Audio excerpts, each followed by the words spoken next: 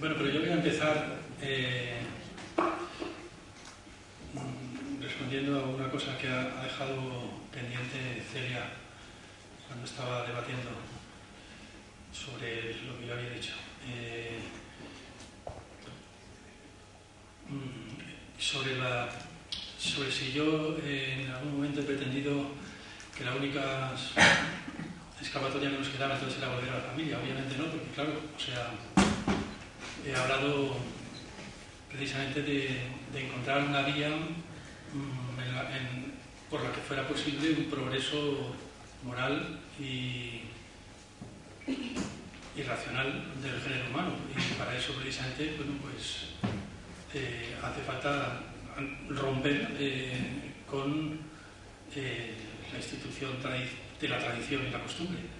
Y claro, la familia está hecha de tradición y de costumbre. O sea, yo no tengo un respeto, además, por otro lado, por la célula familiar, porque aparte de estar constituida hasta el momento, desde el Neolítico para acá, de forma necesariamente patriarcal, pues bueno, no sé cómo decirlo. Yo pertenezco a una generación, no sé, en tanto que es hippie y es yonki, o yo qué sé qué decirlo, vamos, o sea, yo pertenezco a todo, no tengo un gran respeto, viví más bien en la época de las comunas y no tengo yo un gran respeto por la vida familiar, ni... Claro, se dice que lo que hemos planteado sí que es cierto, hemos partido de... Es que lo que pasa es que si haces de aprendiz de brujo con la familia y sencillamente te crees que la puedes suprimir mediante decretos o mediante coerciones económicas, porque por una parte, mediante decretos, una cierta ilustración ilusa podría provocar el mismo efecto que el capitalismo provoca por coerciones económicas, de pronto te encuentras sin familia y entonces te encuentras con el feminicidio. Claro, te encuentras con el feminicidio. Es el punto de partida del que hemos partido en esta mesa, de hecho, a partir del texto que citó Clara de Celia, efectivamente. Bien, entonces, ¿qué es lo que habría que defender? Bueno, pues no, que lo único que quería advertir ante todo es que no estoy en desacuerdo con Celia, sino todo lo contrario, o sea, pues naturalmente, que no se puede suprimir la familia sin establecer un nuevo contrato social en el que efectivamente las mujeres sean partícipes. Claro, sin duda alguna. Y que eso tiene que plasmarse en instituciones. Y que esas instituciones, en esas instituciones tiene que ser fundamental precisamente la cuestión de la propiedad. Claro, eso quiere decir efectivamente que con palabras no. Y tampoco con instituciones levantadas solamente a base de palabras, sino levantadas a base de condiciones materiales. Eso es lo que yo digo. Bien, esto podría explicar quizás por qué se me ocurre que, como el machismo en ese sentido es un síntoma y no sencillamente una mala educación, o sea, que tiene algo de neurótico, ¿no? tiene algo de síntoma, tiene algo, por tanto, de tributo pagado gramaticalmente y no sencillamente un defecto, es lo que he venido a decir, ¿no? Tanto que el machismo no se puede combatir sencillamente con discursos, sino que hay que combatirlo como un psiquiatra, digamos, guardando las distancias, como un psiquiatra curaría los síntomas, es decir, sabiendo perfectamente que se enfrenta a una cosa que no puede ser convencida. Los síntomas no se convencen con la verdad. Es verdad lo que ha dicho Celia también, lo que decía Spinoza, una idea falsa no se combate con la verdad, sino con una idea falsa de signo contrario, me parece que decía una cosa. Que sea un afecto. Claro, pero que tenga un afecto contrario. Una idea, pero claro, tienes otra idea por tanto falsa, puesto que tiene un afecto de signo contrario, ¿no? O sea, bueno, sabiendo eso, es decir, sin olvidarnos de las condiciones materiales de existencia, que es una cosa que efectivamente esa ilustración hecha de palabras, que nunca quiere hablar del capitalismo. Claro, precisamente como la ilustración está hecha de palabras, nunca se habla del capitalismo, y entonces aquí tenemos, en esta facultad somos expertos en eso. Tenemos mucha ilustración, pero nunca se hace mención al capitalismo, entonces la ilustración no acaba siendo más que la gran coartada de etc. Eso lo sabemos muy bien, ¿no? Bien, no quiero eternizarme con esto.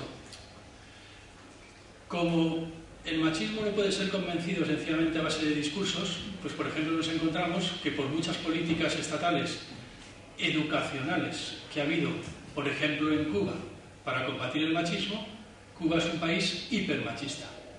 Y pese a que ha habido programas institucionales, educativos, para combatir el machismo de todas las maneras posibles. O sea, con palabras. Pues esas palabras, por algún motivo, no han causado mucho efecto porque, no sé, creo que cualquier persona que conozca la realidad cubana sabe hasta qué punto el machismo en Cuba, igual que el racismo, sigue siendo una realidad que daña la vista.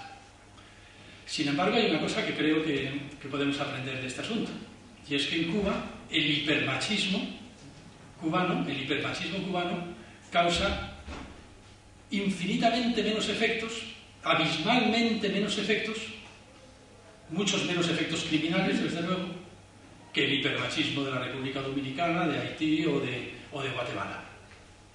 ¿Por qué? Pues porque efectivamente en Cuba no solamente se ha combatido con programas educacionales que han fracasado por lo que suelen fracasar los programas educacionales de la Ilustración, porque no se ha entendido freudianamente, digamos, un poco entre comillas, lo que estaba en juego, lo que había que combatir. Han fracasado los programas educacionales, pero al mismo tiempo se ha dado una cobertura estatal a la mujer que permite defenderse del machismo, llegado el caso, de forma bastante airosa comparado con lo que le ocurre en Guatemala o con lo que le ocurre en la República Dominicana. O sea, una cierta cobertura estatal que tiene que ver, pues yo qué sé, pues desde con una cartilla de razonamiento que de alguna forma te da una cierta independencia civil mínima, desde luego que en el arras de suelo, pues hasta una serie de ayudas para cuidar hijos estatales, bueno, que el Estado te garantice el cuidado de los hijos, etcétera, etcétera, etcétera, etcétera, bueno, pues te deja en una situación institucionalmente mucho menos a la intemperie que... Por eso quiero decir que tampoco es que haya que inventar la pólvora, ni estoy hablando de cosas rarísimas. Yo creo que Cuba es un buen ejemplo, un buen laboratorio para experimentar este tipo de cosas. O sea, para experimentar el tipo de problema al que nos enfrentamos cuando se trata de luchar con algo así como con el patriarcado, ¿no? Los programas educacionales fracasan porque hay algo mal planteado, y ahí creo que sí que hace falta Freud. Pero, sin embargo, la lucha institucional contra eso tampoco es un misterio insondable hasta que Freud nos ilumine. Se puede poner en práctica y produce resultados y efectos que luego, por otra parte, además son retroactivos y modifican a su vez modifican las mentes de forma mucho más efectiva que los programas educacionales. Esto quizás me permite entroncar muy de soslayo con el problema de la prostitución, pero muy de soslayo. ¿Sí? Porque yo diría que efectivamente la prostitución en Cuba también es una cosa, es una realidad distinta a la situación en que se encuentran las prostitutas en Cuba. No creo que de forma general, pero casi general, ¿no? O sea, creo que debe haber islotes de prostitución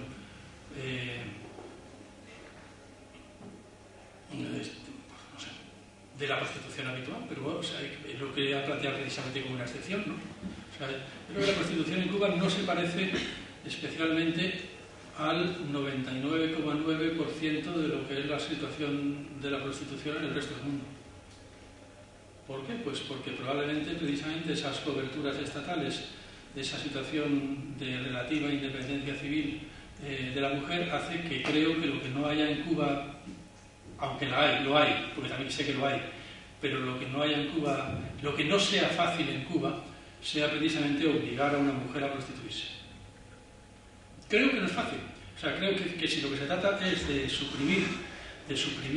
abolir la prostitución, suprimiendo eso que llamamos esclavitud sexual, es decir, que lo que se trata es de instituir el derecho a no ser prostituida, pues yo creo que eso en Cuba de alguna forma está más o menos instituido.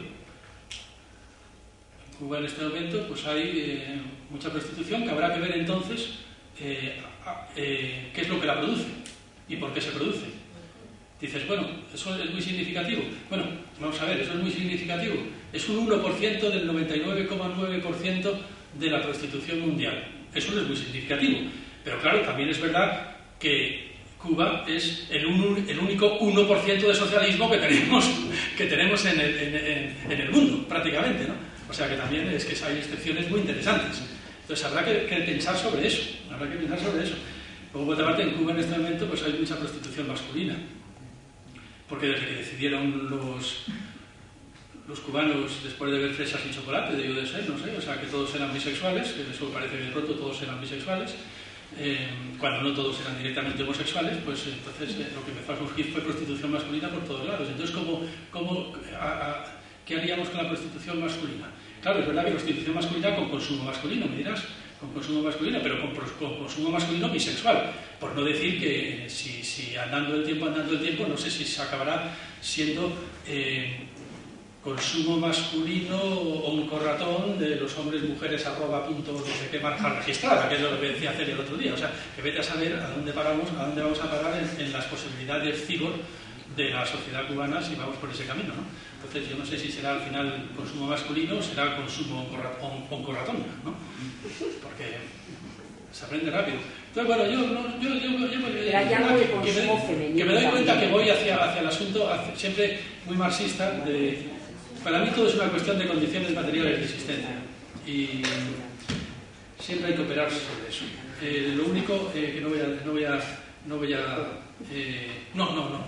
a comentar mucho lo que tú has dicho, porque en realidad estoy completamente de acuerdo.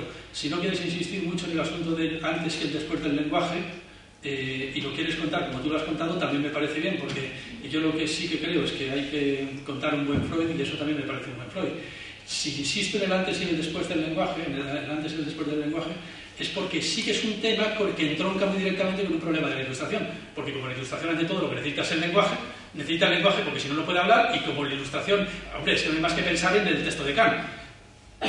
Ilustración es hablad lo que queráis, pero obedecer, hablad lo que queráis, pero obedecer, hablad. Entonces hay una confianza en el lenguaje tan enorme, que claro, de pronto encontrarte con un moco incrustado ahí, un moco de infancia, un moco de sexo, incrustado en el lenguaje que te dificulta por completo el hablar, pues claro, es un jarro de agua fría considerable, que es lo que yo quería sacar a colación. Entonces es por el tema de la ilustración, por lo que me he expresado en un lenguaje que parece lacaniano, pero yo no tengo ni idea de Lacan, eso ya lo sabe todo el mundo. Voy a dejarlo aquí, pero no te preocupes que con lo de la Constitución hay para rato. Bueno, vamos a ver, yo voy a empezar tratando de contestar brevemente, porque claro, si no tendría que ser todo un tratado sobre el patriarcado y todo lo que la teoría feminista ha elaborado sobre distintas concepciones del patriarcado. Pero bueno, voy a dar la mía personal, que es deudora de muchas autoras, y en fin, citaré las que pueda. Yo no entiendo por patriarcado una unidad ontológica, como lo entiende el feminismo cultural, por ejemplo, que lo entiende bajo la dicotomía eros y thanatos. El patriarcado sería thanatos porque tendría una sexualidad, una libido consustancialmente tanática, lo cual llevaría a un tipo de cultura destructora, etc. No creo en el patriarcado como unidad ontológica esencialista.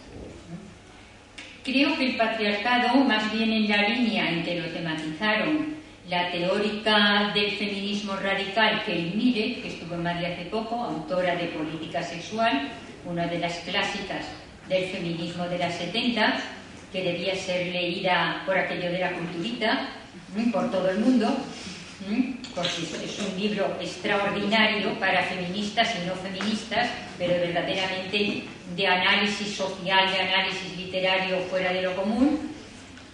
Y por otra parte, bueno, que fundamentalmente considera el patriarcado como una política sexual, no es por tanto económico más que otra cosa, también es económico, y la definición que da Heidi Harman, por ejemplo, que lo entiende como pactos entre varones. Tanto una como la otra lo entiendo. Yo lo entiendo como un conjunto de pactos entre varones inestables, no en un sentido no esencialista, son inestables, lábiles, a veces son sus lazos están más apretados, a veces lo están menos, pero cuyo conjunto permite instituirse a la virilidad en sistema de prestigio. mientras por el contrario consigue que lo femenino entre en un sistema de desprestigio. Entonces, por eso entendería por patriarcado. Tiene, por supuesto, una dimensión económica, pero no necesariamente. Tan importante es la dominación sexual como la dominación económica. No se puede reducir a la dominación. Tiene efectos económicos. Lo importante de estos pactos patriarcales es que tienen su efecto sistémico. Por eso se llama patriarcal. Si no, le llamaríamos otra cosa. Dominación masculina, pero una dominación masculina que tiene efectos sistémicos de dominio del conjunto de los varones sobre el conjunto de las mujeres, insistiendo en este efecto sistémico, es a lo que llamo patriarcal. ¿Pero cuál es el origen de...? O sea, me pregunta sobre el origen del pacto. ¿Qué es lo que hacen? ¿Qué es lo que hace? Mira, explicar por qué hay patriarcado. Pues hay cantidad de teóricos, tendríamos que ir a la antropología, a los cazadores-recolectores, en fin, por qué se intercambiaron a las mujeres en los orígenes y las mujeres se convirtieron, digamos, en ese símbolo de mediación entre los varones. Bueno, otras teorías alternativas. Explicar qué es el patriarcado en la medida en que el porqué originario del patriarcado es muy complicado, porque tendríamos, como es digamos, coextensivo a la historia, tendríamos que dar explicaciones suprahistóricas. Entonces yo creo que es cuestión de explicar las modalidades concretas del patriarcado, sus efectos, digamos, las maneras posibles de combatirlo. Se han dado algunas teorías del porqué en los orígenes, pero no me parecen de demasiado interés. Vale. Entonces, por poner un ejemplo de política patriarcal. El ejemplo que tomo es de Heidi Hartman, en su artículo, muy conocido también, sobre la relación entre marxismo y feminismo, un matrimonio infeliz. Entonces ella hace el siguiente análisis del salario familiar. El salario familiar es un pacto patriarcal interclasista. Es decir, por el salario familiar, los burgueses deciden que no van a explotar directamente a las mujeres en el mercado de trabajo. Y los obreros deciden que, a cambio de que les den un poco más de un salario un poco mayor a los varones, se queden las mujeres en sus casas para hacerles sus servicios personalizados. Es decir, tener mujeres amas de casa en lugar de otras mujeres que con ellos combatan codo con codo en los sindicatos. Entonces, a pesar de es un pacto interclasista entre obreros y patronos, pero es un pacto patriarcal. Aquí se pactan los intereses patriarcales tanto de los varones de la clase dominante como de los proletarios, que, como lo decía Kautsky, el hogar del obrero no puede estar sin un ama de casa. Lo decía Kautsky. Entonces no puede haber un reduccionismo económico del patriarcado, si bien tiene, entre sus efectos sistémicos, se encuentran efectos económicos. Y bueno, no puedo decir nada más al respecto. El tema del género es que, bueno, estamos un poco del género hasta las narices, de que se utilice como sinónimo de feminismo. Y a estas alturas parece que las feministas tengamos que volver al armario y decir que lo que hacemos es trabajo de género. Yo me niego. Género es un concepto muy preciso, pero que tiene sentido en determinados contextos. Tiene un sentido puramente descriptivo, no normativo, y por otra parte redundante. Como en eso tienen razón las Foucaultianas. Si el sexo ya es algo normativizado socialmente, entonces ¿qué ventaja tiene utilizar el concepto de género para decir el sexo normativizado socialmente? El sexo mismo ya lo es. Por lo tanto, es un concepto que tiene sentido en determinados contextos de análisis sociológico, etcétera, pero no con este sentido súper amplio que se le ha llegado a dar. Bueno, luego, no solo solo una observación sobre esta relación del devenir femme, del devenir... En realidad es que lo que hicieron muchas veces los autores posmodernos con lo del feminismo fue una distinción entre mujer empírica y mujer simbólica, con lo cual armaron un follón, porque claro, Derrida al final era un filósofo transvestido, porque se podía leer en su texto de género femenino su teoría de la escritura, pero al mismo tiempo iba contra las sufragistas, porque esas eran mujeres empíricas, pero eran logofalocéntricas. Claro, es decir, armaron un follón, porque ya no se sabía si mujeres son todas las que son, ni todas las que están. En fin, yo creo que es una manera también de asunción hegemónica de los valores del grupo de los varones del grupo dominado por parte del grupo dominante. Que entonces dicen, nosotros también devenimos femme. Mire usted, bueno. Esto, entre paréntesis, a propósito de la intervención del otro compañero. Luego, el tema de la prostitución. La prostitución se divide entre aquella que es impuesta, por supuesto aquí no discutiremos nadie, no creo que nadie sea partidario de la trata de mujeres, y el problema lo plantea la que es voluntaria, es que ellas quieren. Bueno, para esto cabe recordar que después de la abolición de la esclavitud, muchos afroamericanos quisieron, sin embargo, ser siendo esclavos. Aquellos que tenían amos relativamente que les daban un trato relativamente benigno y estaban en un hogar como criados y tal, lo preferían a salir a un mercado de trabajo donde estaban a la intemperie. Y bueno, esto es lo que se llamó el contrato de servidumbre. El contrato de servidumbre es uno de los puntos polémicos de las teorías contractualistas. Algunos aceptaban el contrato de servidumbre, Rousseau no lo aceptó jamás, excepto para el contrato de matrimonio, que curiosamente ahí sí que valía el pacto en subyecciones. Sin embargo, Rousseau fue un contractualista contrario al pacto en subyecciones. Y yo creo que el contrato de servidumbre no es aceptable. Creo que esto se aplica también, por ejemplo, al problema del velo. Es que ella quiere. ¿Vale el contrato de servidumbre? ¿Vale que alguien voluntariamente diga yo voy a asumir un símbolo, digamos, de subordinación sexual? Ya sé que el problema es endiablado, como es endiablado el de la prostitución, porque tienen implicaciones mismas. Pero en la cuestión, digamos, normativa fundamental, yo creo que remiten a la polémica del contrato de servidumbre. Y por último, el imaginario patriarcal. Bueno, el imaginario patriarcal sería, digamos, el conjunto de representaciones que se derivan del sistema de prácticas patriarcales. Todas las prácticas generan representaciones y a su vez esas representaciones generan determinado tipo de prácticas. Yo llamaría imaginario patriarcal a este conjunto de representaciones unidas al sistema de prácticas patriarcales. Podríamos hablar del imaginario patriarcal canónico, por entendernos, que sería el del contrato sexual. El que pone Feynman, contrato social, contrato sexual.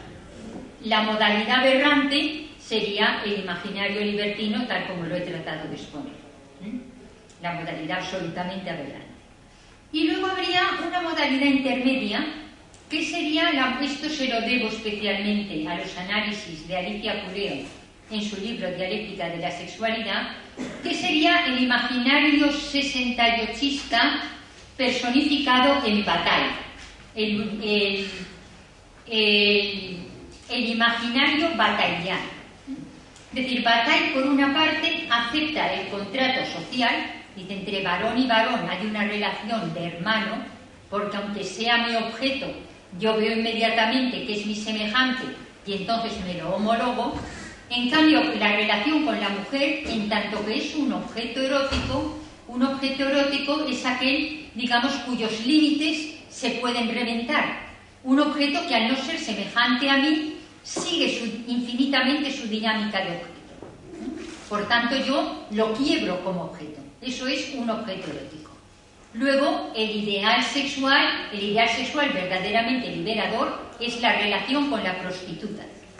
digamos, ese petit sacrifice, decía, en qué consiste esa cierta violencia que existe en la práctica de la prostitución. Yo le llamaría, yo creo que le dio forma, Bataille, al imaginario patriarcal del 68. Mujeres, no reprimiros, si no queréis follar conmigo es que sois unas reprimidas, y la palabra represión era, mira, a lo mejor es que usted no me gusta, pero bueno, no, tenías que superar la monogamia, tenías que superar la represión, a ser posible en menos de 8 días.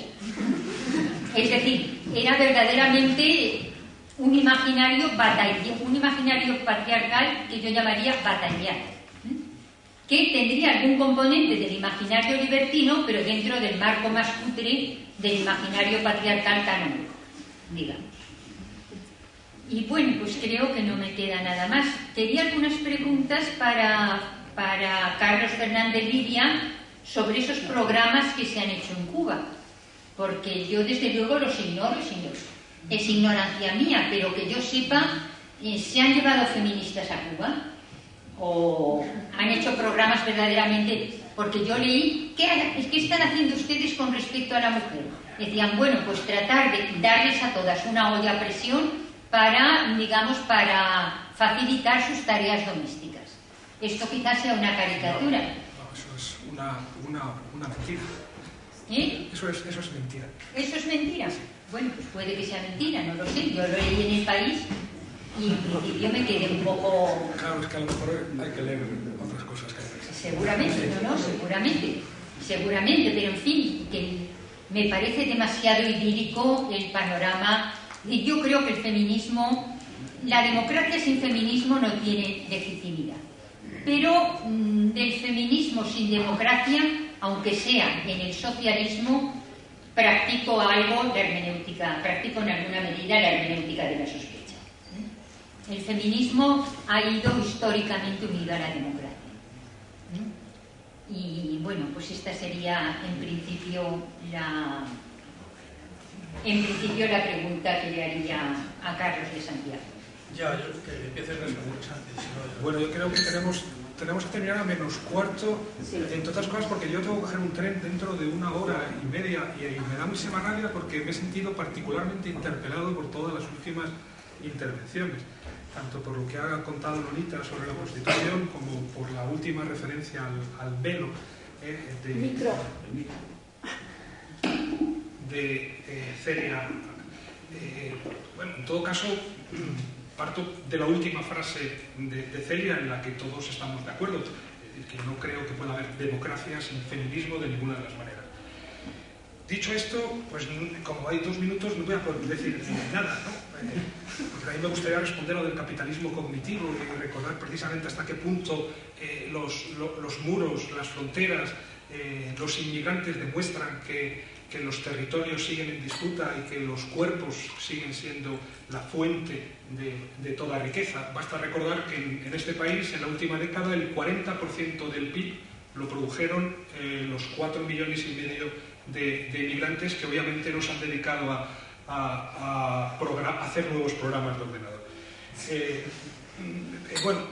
Dejo alguna otra cosa respecto del psicoanálisis, que soy completamente un lego y podría haber dicho más que aproximaciones. Y bueno, lo de la prostitución por un lado y lo del velo, a ver si rapidísimamente citabas Ronita, esa frase de mi libro. Recordemos que Natalie estaba vendiendo en un programa de televisión su virginidad. Claro que sí, es verdad que la compraventa de virginidades ha sido históricamente la norma y es muy anterior a que el capitalismo sea apropiado de los bienes generales, colectivos y universales. Pero es verdad, como decía Celia, que eso formaba parte de un contrato entre hombres, era una transacción entre hombres, eran hombres que se intercambiaban, vendían y compraban las virginidades de sus mujeres.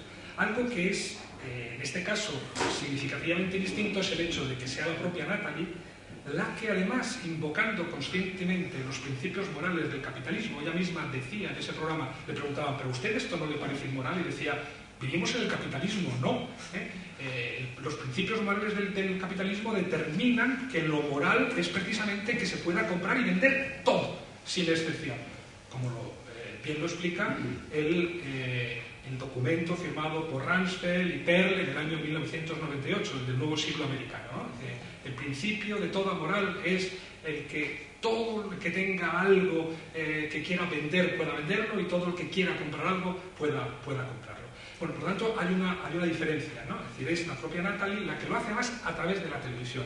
Y a mí ahí me gustaría introducir, pero esto es larguísimo, en qué sentido no cambia también por completo el imaginario, tanto el femenino como el masculino, el imaginario de la globalización neoliberal, la introducción de la cámara. La introducción de un espacio público que se define estrictamente cada vez más como la confluencia de todas las imágenes privadas. Un espacio público que es televisivo, que tiene que ver con las imágenes manufacturadas, en virtud del cual es posible ver un espectáculo como el que, no sé si lo visteis, yo lo vi por casualidad en Túnez, me lo mandaron, en un programa que se llama Generación Mini, en el que se veía un acoso sexual,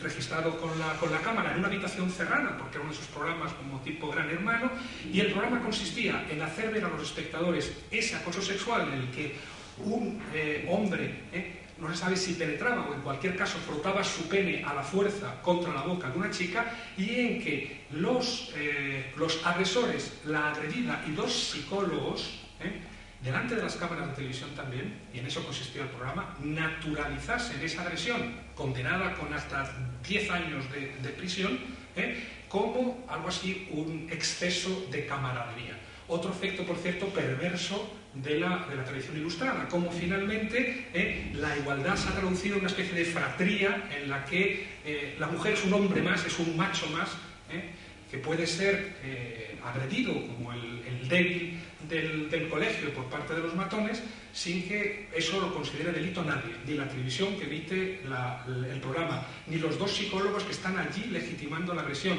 ni los agresores que lo consideran una gracia y un exceso, ni la propia agredida, que no es capaz de reconocer en lo que ha sufrido una agresión penada por la ley. La introducción de la cámara. Entonces la cámara hace que se invierta lo que ha sido tradicionalmente la hipocresía. La hipocresía era muy hipócrita, era terrible, decir, no, ahora que nadie me ve voy a pegar a mi perro. Bueno, ahora ocurre exactamente lo contrario.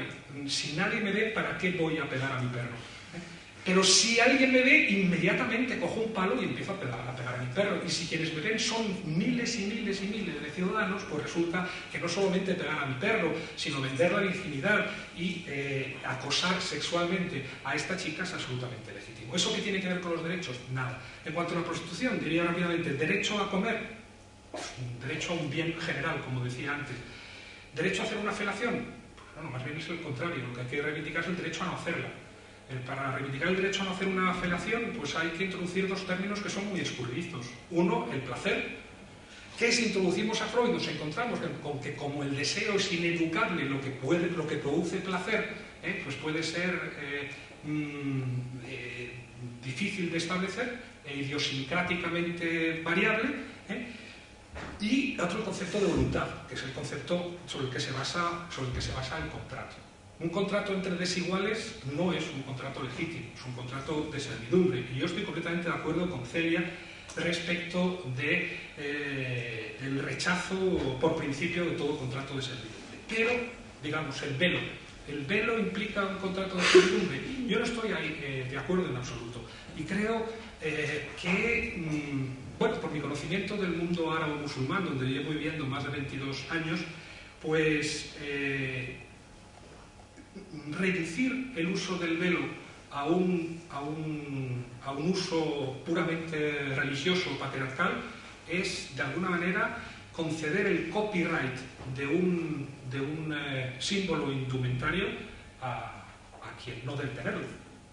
Es impedir, es prohibir, por ejemplo, el uso lúdico, el uso provocativo, el uso estético del velo o de cualquier otra cosa. Yo por eso soy enteramente contrario a la prohibición del uso del velo en las escuelas con esta polémica. No puede haber un velo colgado en la clase. La clase representa el espacio público republicano. No puede haber un crucifijo en la clase. Pero tenemos derecho a profanar los símbolos. Y profanar un símbolo es permitir la libertad semiótica individual que permita a un individuo, por las razones que quiera, ponerse un velo. Como además, por ejemplo, conozco mujeres en el mundo árabe en situaciones muy conflictivas de guerra, como el Líbano, que se ponen el velo y que además lo han razonado muy bien. Yo recuerdo, es que es muy largo de contar, es una lástima, dos casos, uno en Egipto y otro en el Líbano, que explican, yo creo que muy bien lo que significa el peligro. Ese sí que es un peligro verdaderamente de una ilustración totalitaria, de decir el velo implica contrato de servidumbre y por lo tanto hay que quitárselo. Porque siempre que decimos esto, quienes van a quitárselo son los marines.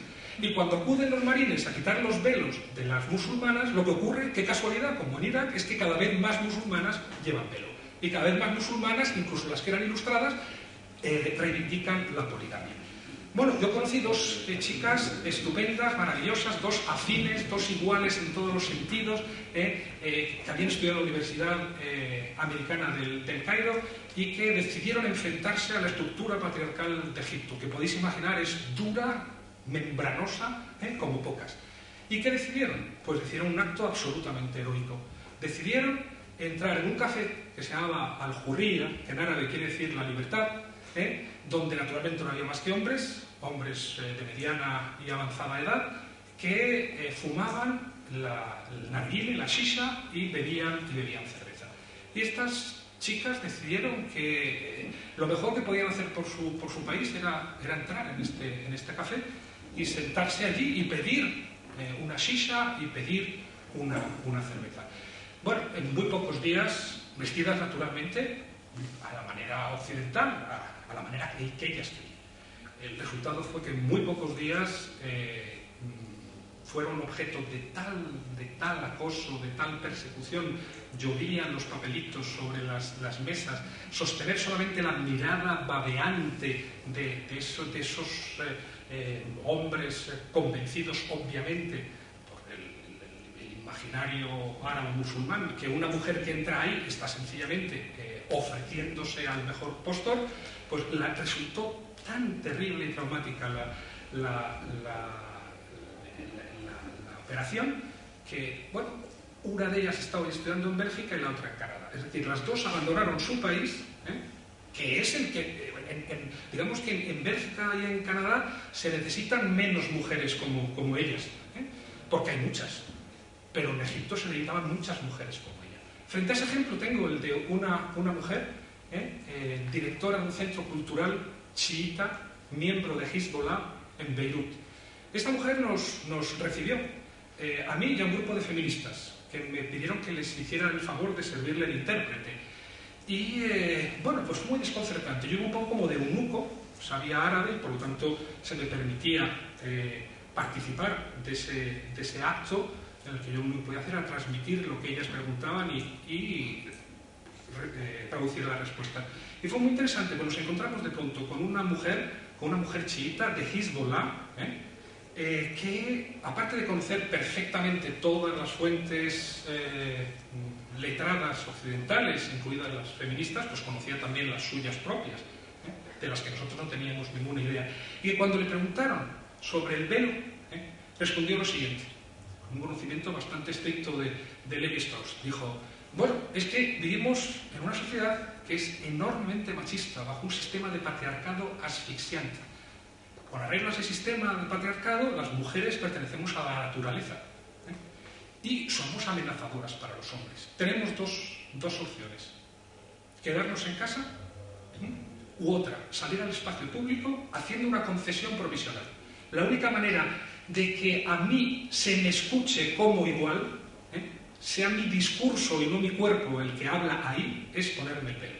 Y me dijo estas palabras, me dijo: nuestro propósito es liberarnos del velo, pero para poder liberarnos del velo tenemos que intervenir en este espacio público masculino y patriarcal. Y para poder hacerlo tenemos que ponernos provisionalmente el velo. Yo creo que es una medida muy inteligente de alguien que quiere luchar por su país. Y en cuanto a Cuba, y para acabar, solo recordarle a Celia que es la hija precisamente de Raúl Castro la que en estos momentos está llevando un programa de sexualidad el más avanzado del mundo. Ya no solamente con operaciones gratuitas para los transexuales, sino con toda una serie de proyectos de integración de travestidos, transexuales, homosexuales, etcétera, como no hay en ningún otro país. Otra cosa es que, naturalmente, siga habiendo homofobia, y otra cosa es que, naturalmente, al país le interese mucho más insistir en la homofobia que recordar que hay programas ilustrados, preclaros, por parte del gobierno cubano. ¿Puedo replicar? Sí, claro, poco No, quería decir respecto a la intervención de Santiago, lo del velo, que no se puede partir de una concepción voluntarista de la resignificación. Es decir, cosas que tienen un significado social totalmente decantado y que está implantado y que tiene actualidad, no se puede decir que tú las resignificas haciendo que signifiquen lo que tú quieres. Es decir, había un modisto hizo en una pasarela toda una serie de modelillos a base del burka.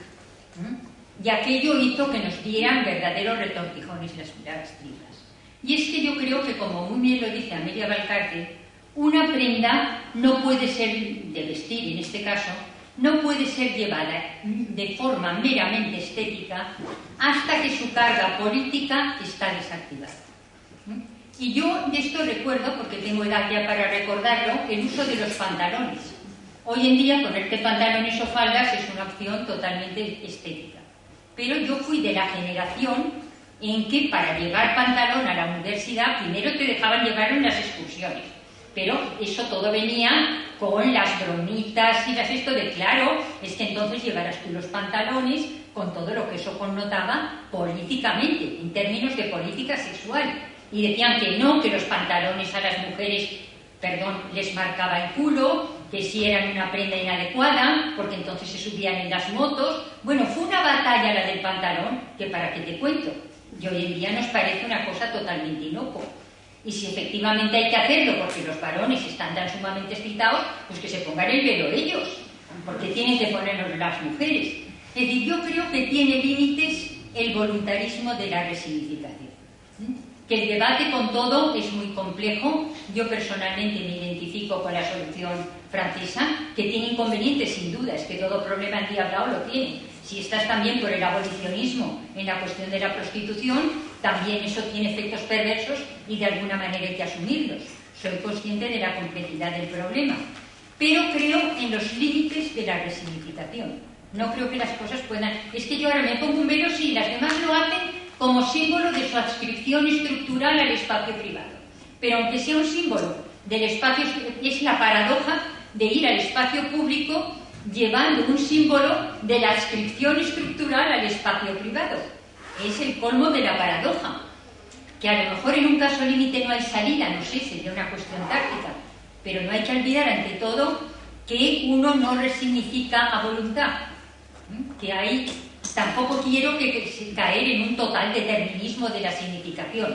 Los seres humanos, entre la reproducción ciega de los códigos culturales y su revisión de los códigos culturales, tienen un juego. Hay un juego entre el determinismo y el voluntarismo de la resignificación. Pero ese puro voluntarismo de la resignificación no creo en él, porque no funciona así socialmente. Sí, creo que hay desplazamientos geológicos de la significación a base de presiones sociales que implican que se profanen ciertos símbolos que originalmente estaban inscritos en otro espacio.